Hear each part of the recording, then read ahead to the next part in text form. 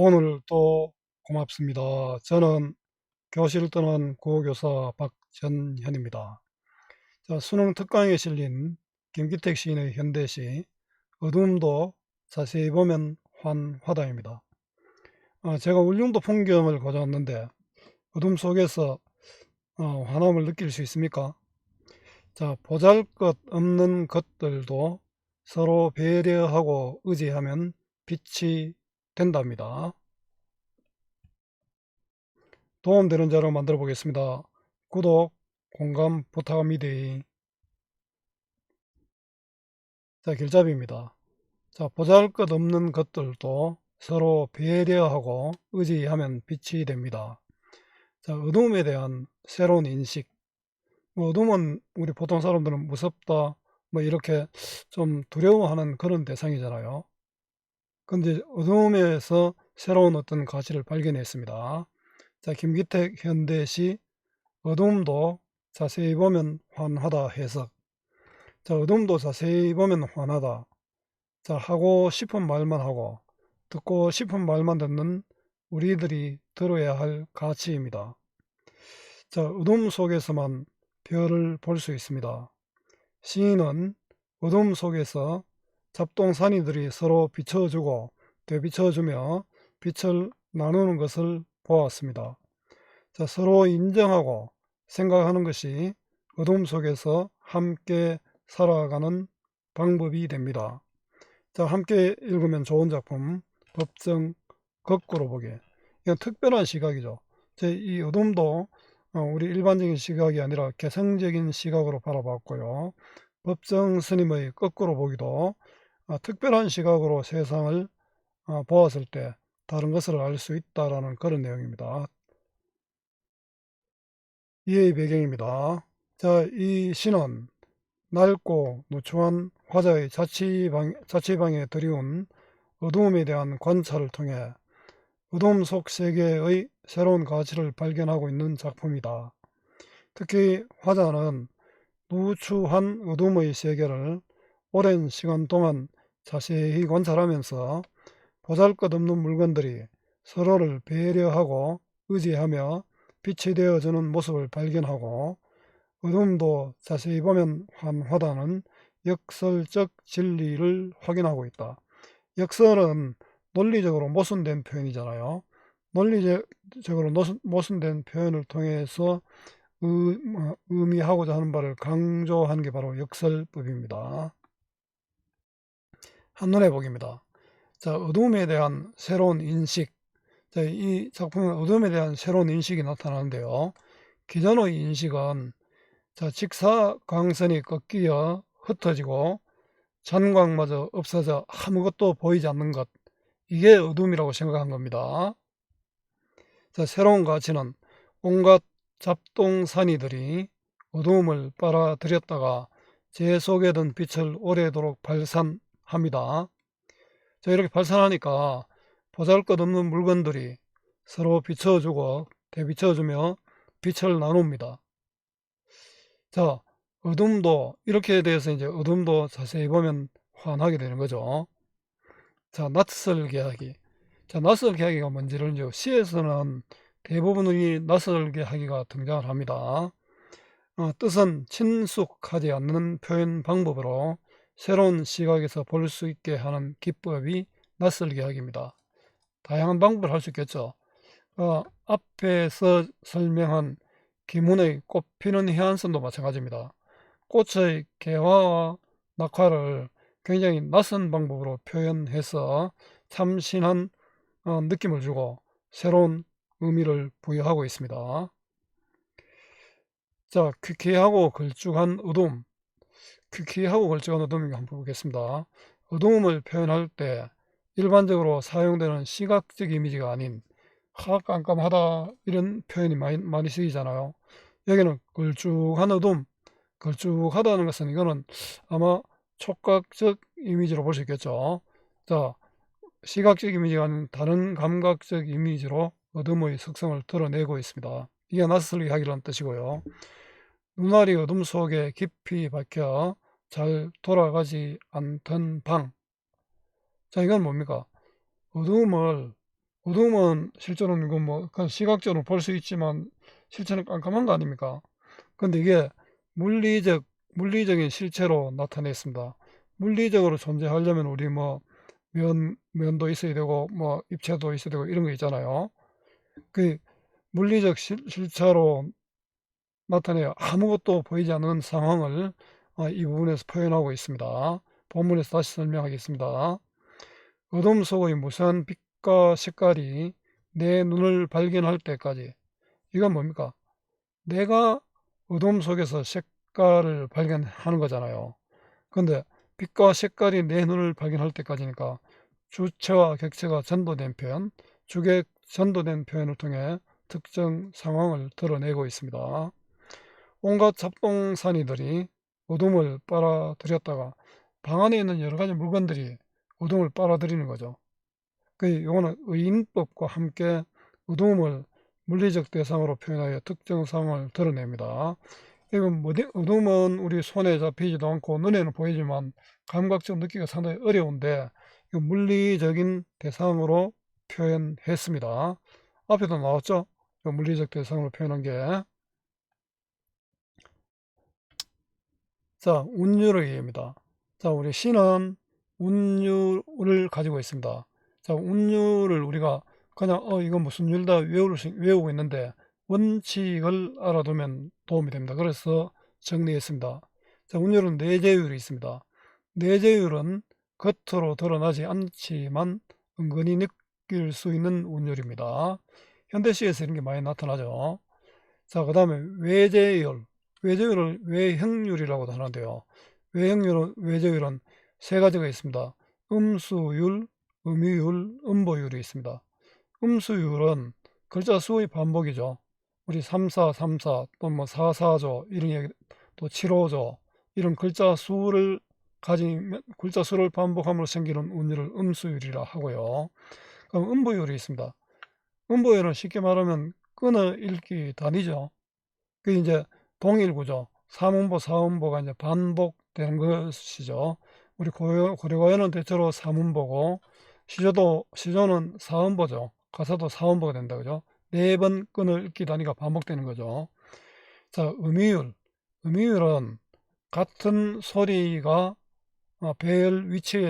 같은 소리가 배열되는 위치에 따른 운율입니다. 앞에 반복되면 도운이 되겠죠. 뒤에 반복되면 가군이 됩니다. 이런 표현은 자주 나타납니다. 자, 운율은 이제 확실히 알아두면 좋겠습니다. 내재율과 외재율이 있고, 외재율은 음수율, 음유율, 음보율이 있다. 자, 작품 읽기는 넘어가겠습니다. 자, 감상하기입니다. 창문 하나 없던 낡은 월세 자취방. 자, 이건 여러분들은 자취라는 걸 안 해봤잖아요. 요즘은 뭐 대부분 고등학생은 자취를 안 했겠죠. 선생님 같은 경우에도 이제 저도 대구에서 학교를 다녔는데 우리 한 반에 한 65명쯤 됐는데 50% 이상이 전부 다 경북에서 온 아이들이었습니다. 그래서 그 아이들은 방을 얻어서 자취를 하거나 또는 하숙을 하거나 이렇게 생활을 했죠. 그래서 선생님도 한동안 그렇게 생활했던 기억이 납니다. 자, 월세 자취방은 월세를 주고 생활하는 방입니다. 자취는 스스로 생활을 한다, 밥해 먹는다는 뜻입니다. 이 공간적 배경이 월세 자취방입니다. 자, 요 시는 방이 명사형이잖아요. 명사형 방이 종결되면서 시행이 반복됩니다. 명사형 종결 시행이 반복됩니다. 이를 통해서 방의 속성을 강조한다. 방은 뭐 어둡고 이렇다는 느낌 들죠, 이게. 또 운율감, 뭐든지 반복되면은 운율감이 생기는데 끝에 반복되니까 이거는 음이율, 가군이 됩니다. 한낮에도 어둠이 빠져나가지 못하던 방, 요 방이 반복되죠. 자, 낮에도 어두운 방이란 뜻입니다. 옛날에 제가 살았던 방도 보면 창문 없습니다. 그냥 앞에 문만 있고, 문도 밀창문이 있고, 그 다음에 그 앞에 이제 연탄 불 때는 아궁이가 있었습니다. 그 연탄불에 밥도 해 먹고 뭐 밤에는 또 라면도 끓여 먹고 이랬던 기억이 납니다. 아침에 퇴근하여 햇빛을 받고 들어가면 우리 보통 이제 아침에 출근하고 저녁에 퇴근하는 게 일반적인데 아침에 퇴근하잖아요. 밤에 일하고 아침에 퇴근하는 화자다, 그죠? 아마 이분은 월세 자취방의 학생이 아니고 생활인이었던 것 같습니다. 자, 요거 보면 직사광선이 일제히 꺾여 흩어지던 방. 자, 직사광선이 꺾여 흩어져 버리면 어두워지겠죠. 자, 방에 들어가면 어두워지는 상황을 시각적 이미지로 표현하고 있습니다. 여기도 방으로 끝납니다. 잠시 눈꺼풀에 낀 잔광도. 잠시 눈꺼풀에 낀 잔광은 희미한 빛이죠. 자, 희미한 빛도 눈을 깜빡거리면 바로 어둠이 되는 방. 잔광도 금방 없어져 버리더라. 금방 어두워진다. 그 잔광도 사라지는 방. 앞에 한낮부터 옆방까지는 어둡고 암울한 공간을 시각적 이미지로 표현하고 있습니다. 퀴퀴하고 걸쭉한 어둠이 항상 고여있던 방. 퀴퀴하다, 이거는 냄새죠. 후각적 이미지죠. 걸쭉하다는 좀 무른 게 아니라 좀 끈기가 있다는 뜻이죠. 이건 촉각적 이미지입니다. 우리 어둠은 시각적 이미지인데 이 시각적 이미지 어둠을 후각적, 촉각적 이미지로 표현했습니다. 우리가 일반적으로 생각하는 건 다른 표현이잖아요. 이런 게 낯설게 하기입니다. 방에 들어서면 눈알이 어둠 속에 깊이 박혀 이리저리 굴려도 잘 돌아가지 않던 방. 방에 들어오면 아무것도 안 보이니까 눈알을 움직일 수가 없죠. 아무것도 보이지 않는 상황을 그 눈알이 깊이 박혀서 이리저리 굴려도 잘 돌아가지 않는다. 낯설게 하기 방식으로 표현했습니다. 자, 낯설게 하기는 친숙하지 않는 방법으로 표현하여 새로운 시각에서 볼 수 있게 하는 기법입니다. 자, 행의 끝에 방이 반복되고 있습니다.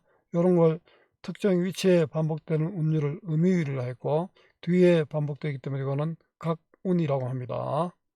자, 낮고 누추한 어두움의 공간 방입니다. 자, 어둠이 보일 때까지. 자, 어둠이 보일 때까지. 이건 시선이 전환되는 거죠. 자, 어둠이 보일 때까지 내가 이제 관찰하는 거죠. 어둠을 바라보는 거죠. 어둠 속에 무수한 빛과 색깔이 내 눈을 발견할 때까지. 어둠 속의 그 빛이 색깔이 내 눈을 발견한대요. 사실은 내 눈이 빛과 색깔을 찾는 거잖아요. 그래, 주체 눈과 대상 빛깔을 바꾼 주객 전도된 표현입니다. 이거는 논리적으로 모순된 표현이죠. 역설적 표현입니다. 이렇게 해서 우리한테 좀 신선감을 준다, 그죠? 오래오래 어둠의 내부를 들여다보던 방. 자, 지속적인 관찰을 해서 어둠을 관찰했다. 자, 어둠 속 세계에 대한 관찰입니다. 자세히 보면 어둠도 환하게 보이던 방.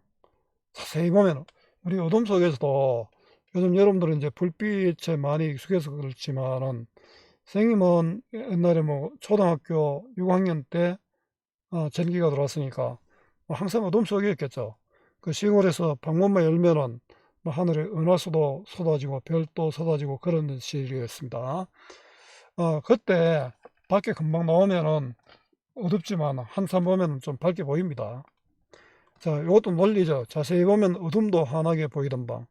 어두운데 환하게 보일 수 없잖아요. 논리적 모순, 역설적 표현으로 주제의식을 강조하고 있습니다. 어둠에서 뭔가 새로운 것을 발견했다는 것을 강조하는 거죠. 방 안에 온갖 잡동사니들이 큰 숨을 들이쉬며, 잡동사니는 물건들이잖아요.